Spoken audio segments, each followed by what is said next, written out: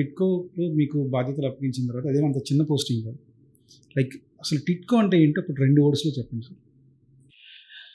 First me I didn't have a chance. ఇప్పుడు ఒక సంవత్సరం అవుతున్నది. మీకు సెప్టెంబర్ అండ్ అక్టోబర్ వచ్చేసరికి టిడ్కో చైర్మన్గా నేను పదవి స్వీకరణ చేసి సంవత్సరం అవుతున్నారు.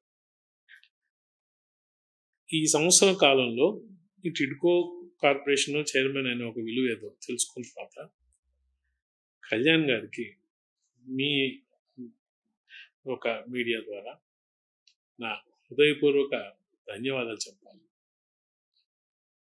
దేనికంటే